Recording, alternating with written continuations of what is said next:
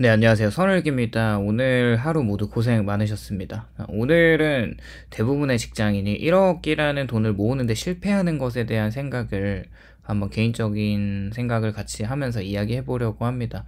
한국 사회에서 돈을 벌어야 한다는 압박감이 이제 상당히 크죠. 근데 실제로 평생에 걸쳐서 1억 원을 모으지 못하는 사람이 굉장히 많습니다. 왜 그런가라는 생각을 해보면 단순히 저축을 안 해서라기보다는 많은 복합적인 원인들이 얽혀 있습니다. 경제 구조도 봐야 되고, 노동 조건도 봐야 되고, 가계부채 지출 구조나 부동산 자산 격차나 금융교육 부재 등 이런 여러 가지가 서로 맞물려 있는데 1억도 못 모으냐 이렇게 이야기하실 수 있겠지만 사실 그렇게만 볼 문제는 아닙니다. 일단은 실제로 저축률을 보면 이제 가계저축 구조를 보게 되면 한국은행 통계에 따르면 2025년에 2분기 가계저축률이 약 35.6%로 나타났습니다.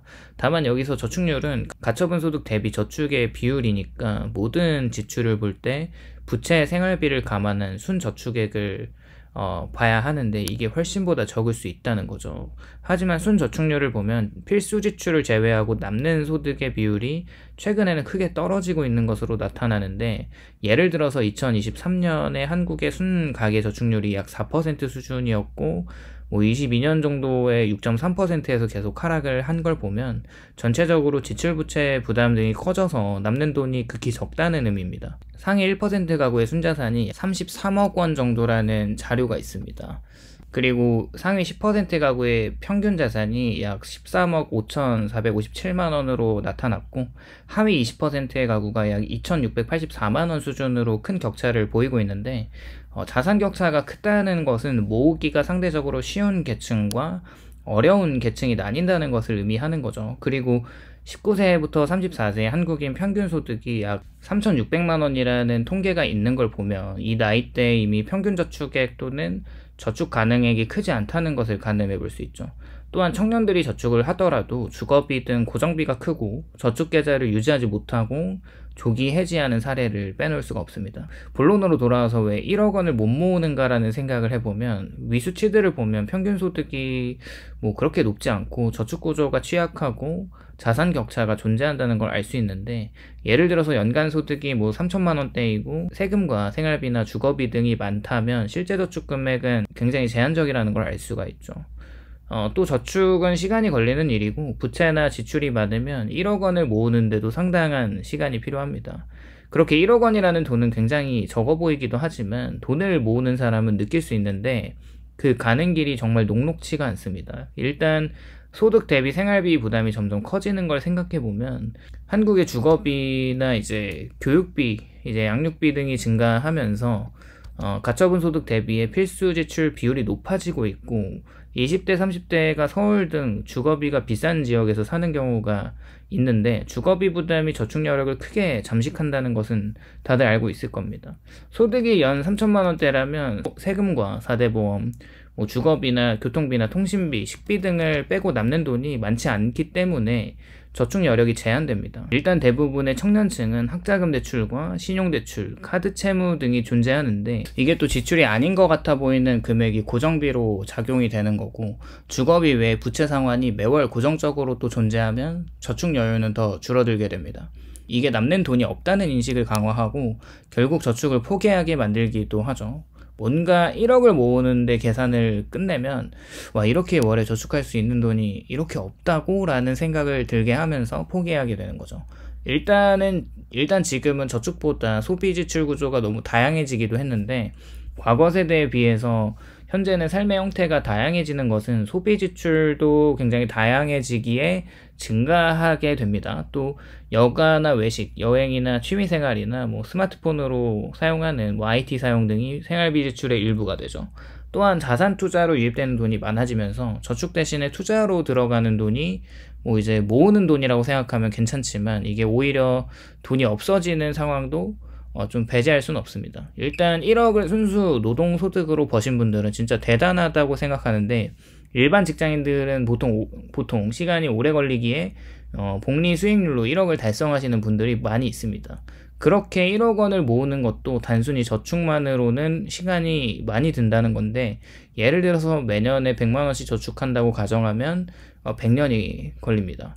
물론 저축액을 당연히 이것보단 더 많이 하겠죠. 그런데 투자 수익률이 또 올라가면서 단축된다고 생각하면, 그런데 위에서 본 것처럼 많은 사람들의 저축 여력이 제한적이기에 수익률을 크게 또 기대하기는 어렵죠.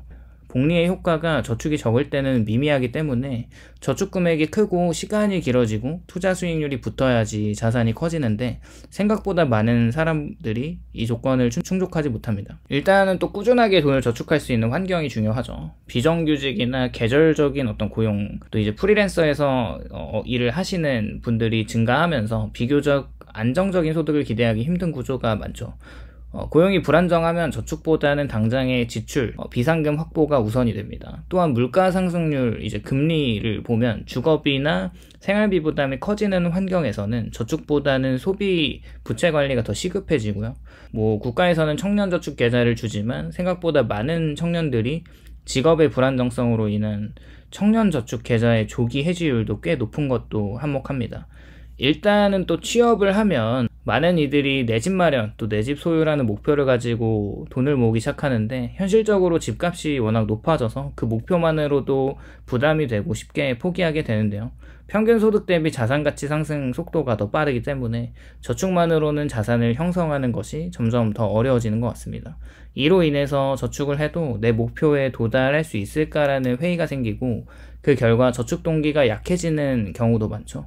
그리고 어느 날 또 친구를 만나면 1억을 모았다, 계속 잘 모으고 있다, 주식 수익률이 좋아서 몇백 몇천이 더 모였다라는 이야기는 주변은 투자를 다 하고 있구나라는 이야기를 하면 나만 뒤처진다는 등 비교 심리가 생각보다 동기부여가 되기도 하는데, 그냥 나는 나대로 살다 갈래라는 심리도 같이 작용하면서 저축보다는 소비를 촉진하는 경우도 있죠.